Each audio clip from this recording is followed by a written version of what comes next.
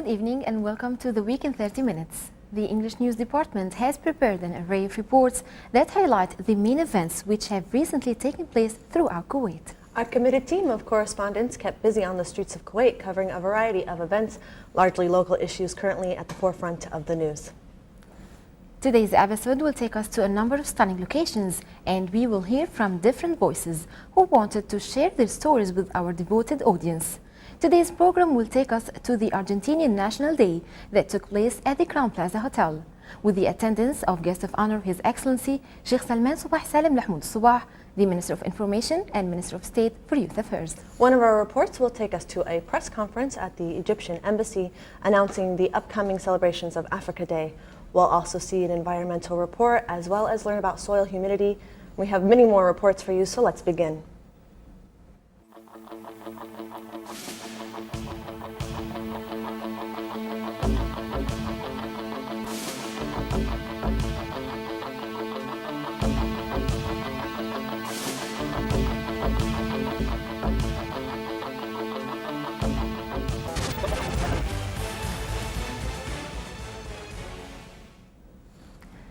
We will begin our program today with a report prepared by correspondent Ghinwa Jabouri, who shared the Argentinian joy and pride during their National Day celebrations. The Argentinian Embassy recently held a ceremony at the Crown Plaza Hotel to mark Argentinia's National Day. Argentina celebrates its National Day annually on the 25th of May in Argentina and across the globe. A number of diplomats, distinguished guests, and members of the press were present for the ceremony, so take a look. Argentina is a country of beauty, warmth and colour. Argentina is a fun country that has a lot to offer tourists, as it is without a doubt a multifaceted country. The Argentinian society are some of the warmest social people one can come across and who can appreciate quality surroundings. Many members of society had the opportunity to join the Argentinian community in one of their most important celebrations and mingle with the Argentinian community during their National Day. The Republic of Argentina and their National Day, I did had the honor to convey the congratulations of the people and the government of Kuwait in this national occasion, wishing them all the best. Thank you. Today is our anniversary. It's our 204 years that we are free, and it's a very happy day for us. You see, Argentina is very good friend with Kuwait. For a long time, we have a relation for 46 years now, and the relationship is any day up and up. The Argentinian National Day witnessed many distinguished guests attend the ceremony, including diplomats, members of the press and His Excellency, Minister of Information and Minister of State for Youth Affairs, Sheikh Salman Sabah Salim Mahmoud Sabah, who spoke to the press on the sidelines of the event, noting that Kuwait and Argentina share the desire to boost the bilateral ties between them. Of course, the life in other parts of the world goes on. Today we congratulate Argentina for the National Day. That's a very good occasion. It's a great nation in Latin America, and we like very much to be here. Well, I'd like to say congratulations to Argentina and the Argentinian people. As Australians, we feel we have much in common. We have economies which are not dissimilar. We love wide open spaces and we love cattle. Argentina commemorates on the 25th of May, the day when the first national government was formed.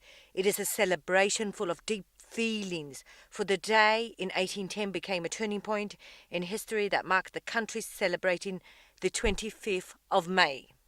Argentina National Day is a day that Argentinians hold close to their hearts, cherish and honour, as the day is full of deep, potent feelings and is of great significance. From the Crown Plaza Hotel, I'm Ghinwa Jabouri reporting to you for the Week in 30 Minutes.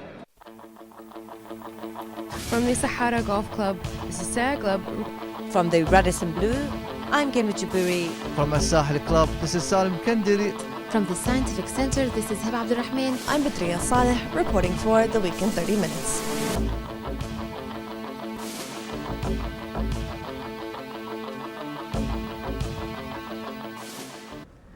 Our next report will be delivered by correspondent Salim Al-Kandari and addresses new laws pertaining to the environment.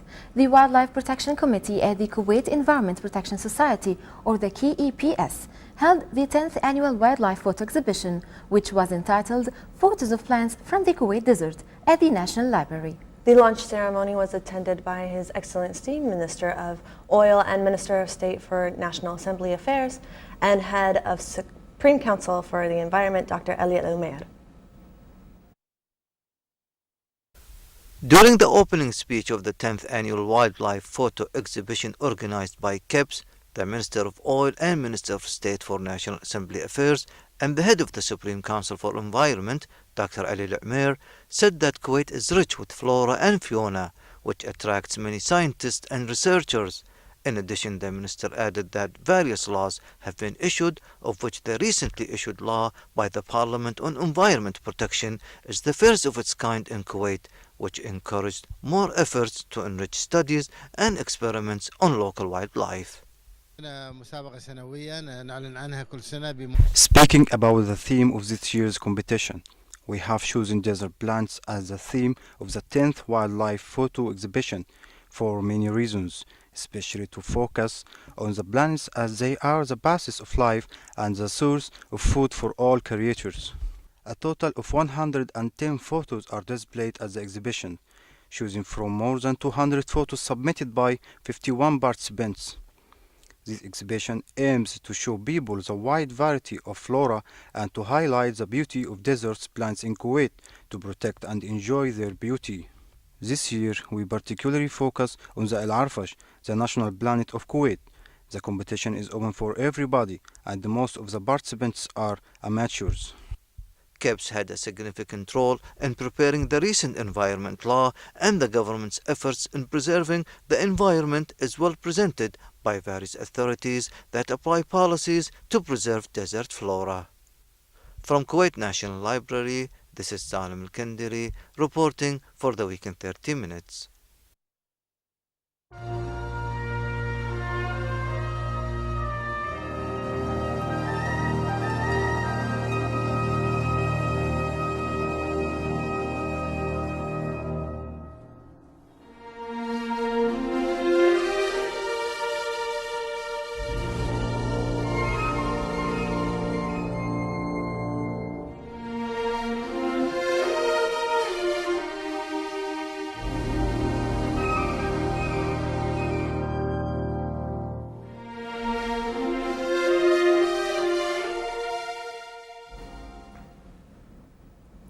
Our next report will take us to the Egyptian Embassy, where I had the wonderful privilege and opportunity to hear information about the annual Africa Day celebrations during a press conference.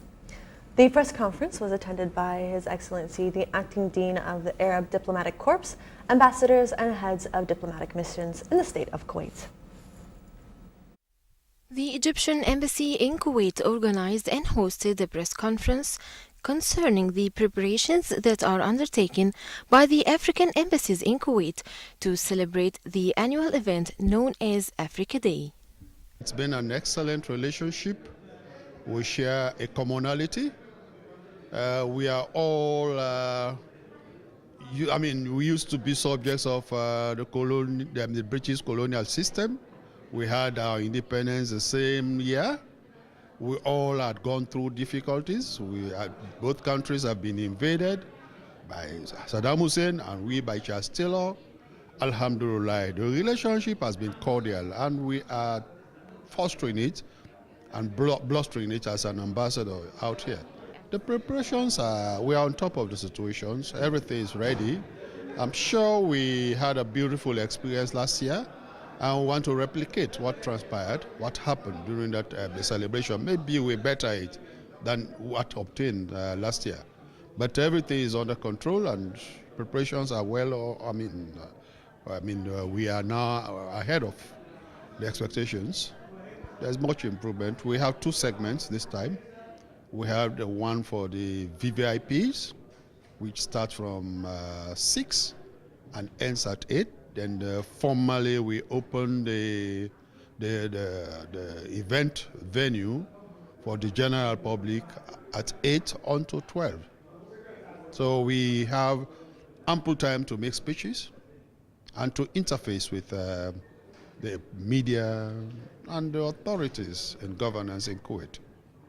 The event this year comes to commemorate the 51st anniversary of the establishment of the African Unity Organization that was founded on 25th of May 1963. The organization then was developed to become the African Union on 9th of July in the year 2002. This important press conference comes to reveal all the details concerning the upcoming celebration of Africa Day that all African countries' embassies here in Kuwait will participate in amid all the recent developments that are taking place in many countries. From the Egyptian Embassy, this is Hiba Abdulrahman reporting for the Week in 30 Minutes.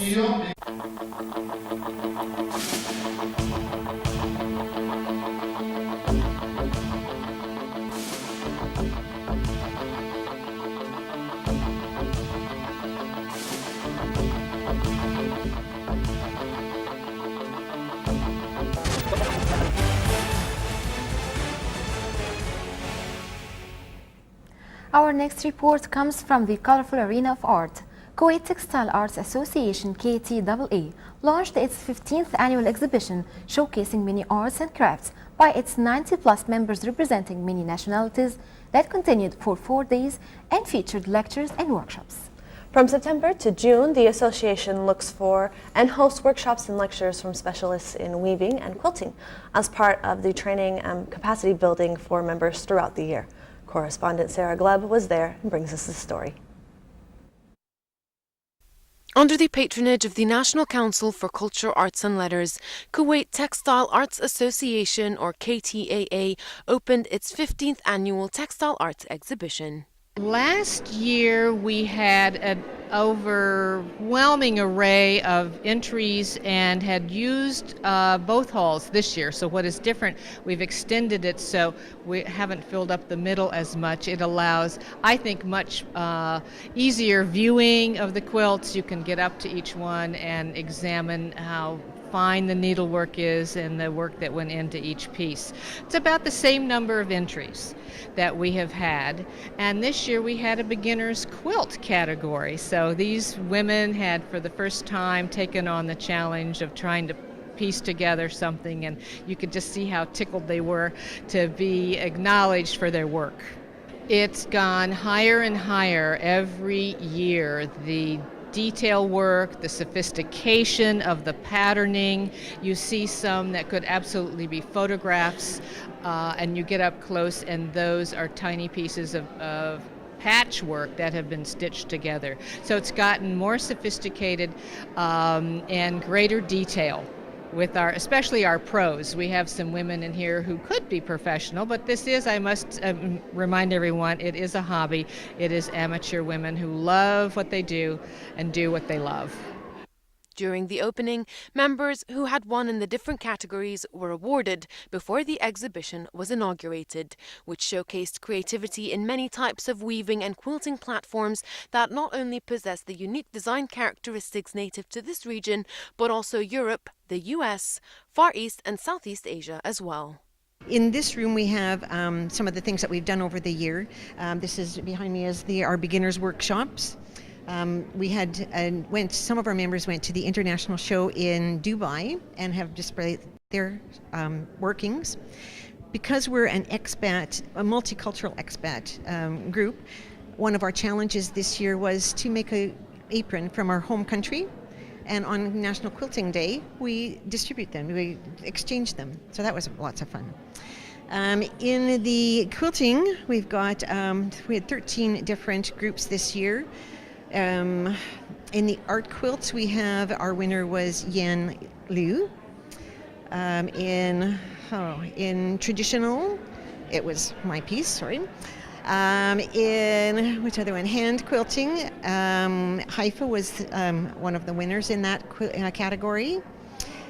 One of the new things this year was Birds of Kuwait was a challenge for us. And we had 6 entries in that, plus 1 knitted entry with the pigeons, which was a really fun piece.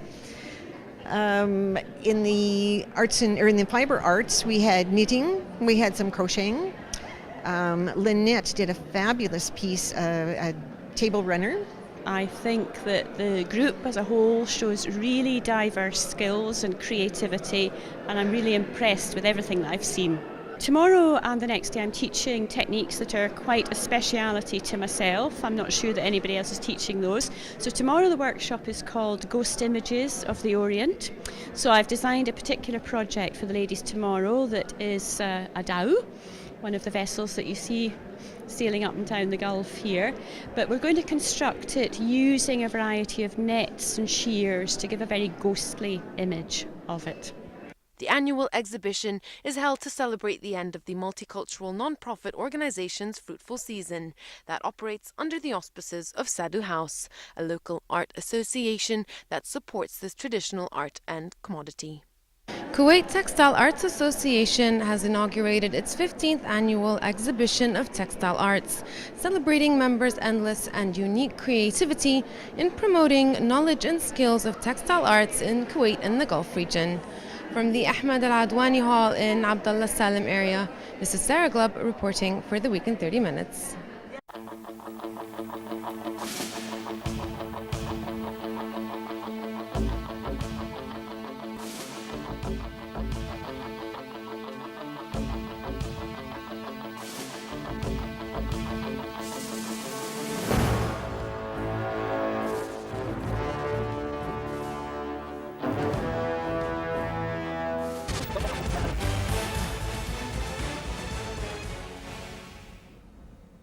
We will now shift gears and take you to the world of advanced science.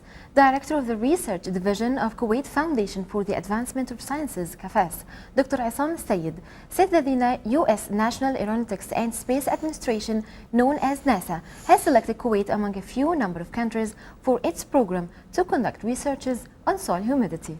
A group of international and local researchers will conduct a joint field study with NASA before the launching of the new satellite MSAB in November 2014. Salman Kildiri has more. The program, the first of its kind in Kuwait, aimed to gauge the ratios of humidity in the desert soil and compare them with the weather readings received from satellites. It falls in the framework of cooperation between CAFAS, Kuwait Ministry of Defense, and the U.S. Massachusetts Institute of Technology. Today, the presentation is going to be mainly about using satellite technology to retrieve soil moisture, which is a very important parameter for climate prediction and climate change, and also for meteorological applications. This is one application. Another application is for agriculture and water management. And this is really very important, is to measure the moisture for the agriculture fields. On the other hand, also, soil moisture is related to the dust emission, which affect, as you know, the health in Kuwait in general. And it is also related to the military applications, to find the best location for landing, the helicopters in the desert, yes, in general. Regarding this particular lecture, which focuses on the mapping of the relative moisture, I think the soil moisture over the desert area of Kuwait and the Arabian Peninsula. It is one of its first kind that happens in this area, which covers, which is done through a remote sensing process and reflects an annual changes that is of importance, important knowledge for us as biologists to understand the relationship that exists between the biota and the moisture happening, as well as that the environment is the moisture changes in the environment throughout the year is of importance also to the human beings that live in this area. KFS maintains friendly exchanges with prestigious organizations in the advanced countries with a view to building the capacity of Kuwaiti researchers and keeping abreast of the latest developments in the various scientific research. From KFS, this is Salim Kendiri reporting for the Week in 30 Minutes.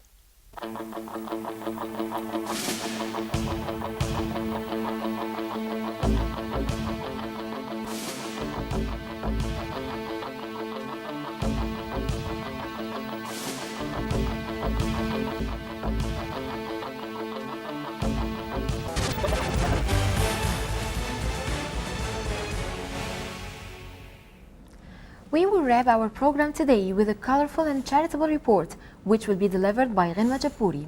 Khaliji Reinterpreted held a charity exhibit celebrating 5 years of Khalijisk at the Contemporary Art Platform. Participating artists arrived from the prestigious event from GCC states, including the Kingdom of Saudi Arabia, Bahrain, and the UAE. Proceeds aim to support a charity in Kuwait that provides basic services for individuals with mental and physical disabilities over the age of 21. Ghanwa has more. Khaliji Reinterpreted is aimed at showcasing the essence of contemporary Khaliji culture through the different perspectives of artists living in the Middle East. An interactive showcase, the charity art exhibit, highlights curated artworks, installations and visuals from different local and regional creative artists. We're celebrating 5 years of Khalijisk magazine. Khalijisk magazine is an online and print magazine that focuses on everything that happens in the contemporary culture of the Middle East. And we just passed 5 years and we're celebrating with a charity art exhibit supporting Markaz 21, which is a charity that helps physical and mental disabilities of people over 21 years old. I do three-dimensional illustrations, so they're sculptures. I work with paper mache, paper, clay, anything kind I see around, paint, glitter, anything. Furthermore, Khaliji Reinterpreted is a charity exhibition that is aimed to support Markaz 21, a charity in Kuwait that provides basic services for individuals with mental and physical disabilities over the age of 21. Markaz 21's main objective is to provide an opportunity for those individuals over 21 to complete their studies, as well as helping regulate their lives and their families in order to help promote self-reliance. A portion of the proceeds from the sale of artworks at the exhibition will go to Markaz 21's mission. I don't think I've conformed myself, but I do still have that cultural influence. I know where I come from, having lived abroad for so many years. My father was a diplomat. You always know where you come from. That you've picked up on so many different cultures, but you're raised that way, and it's always going to be a part of you. I'm inspired by everything around me, like especially I think colors and nature. Patterns, as I said. I do love to work with patterns and lines and things like that. I do advocate for mental health. My work, I already donate to mental health awareness before this show. So when I heard about this, I really wanted to be a part of it. Currently, I am donating 20% of all my work to the Fawzia Sultan Rehabilitation Institute. Participating artists portrayed extreme passion and enthusiasm for having their creativity invested in a humanitarian cause, and which they have stated makes it all worth the ride. Khaliji Reinterpreted is a charity art exhibit that aims to provide support to Markaz 21, who provide basic services for individuals who are living with a physical or mental disability.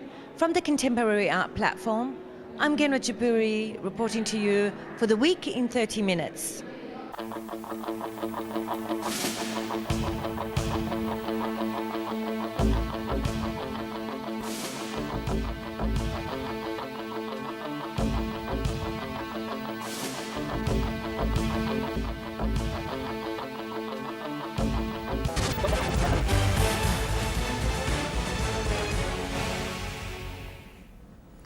This brings us to the close of tonight's episode of the Week in 30 Minutes. We hope to see you again same time next week. Our highly dedicated team of correspondents is constantly out in the field, searching for reports that matter most to you. We look forward to receiving your feedback on the stories we cover today and are ready to cover issues that are of special interest to you. So email us your suggestions at moikuwaitnews@gmail.com. You can also follow us on Twitter at moikuwaitnews and on Facebook at moikuwaitnews. And of course, if you would like to see our reports once again, visit our YouTube channel at moikuwaitnews. Thank you to all our viewers who have already sent us your feedback. We appreciate your creative suggestions for improving the show, and we take your ideas to heart and welcome more recommendations from you. So please let us know what you would like to see. Thank you again for joining us tonight. We'll see you next week with more exclusive reports. Have a good night.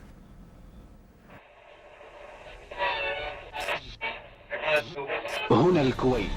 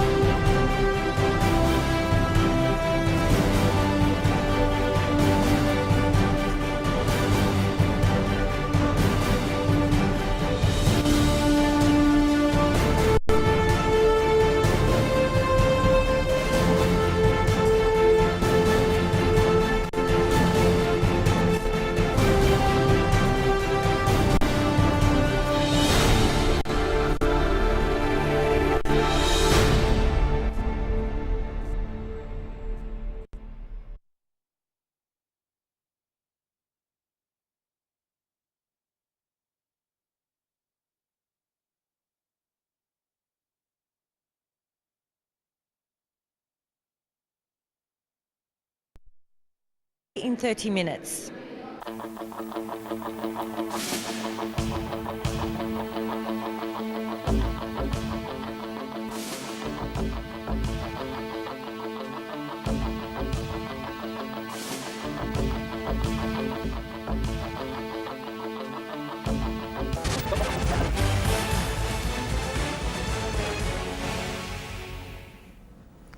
This brings us to the close of tonight's episode of The Week in 30 Minutes.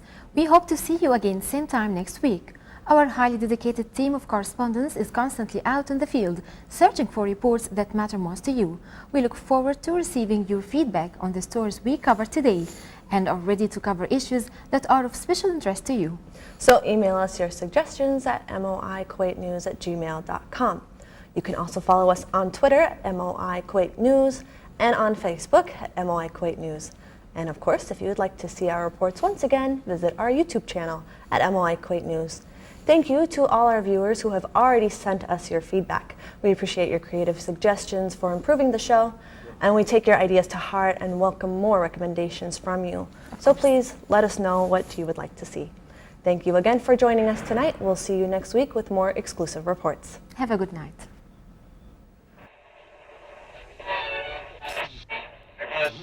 هنا الكويت.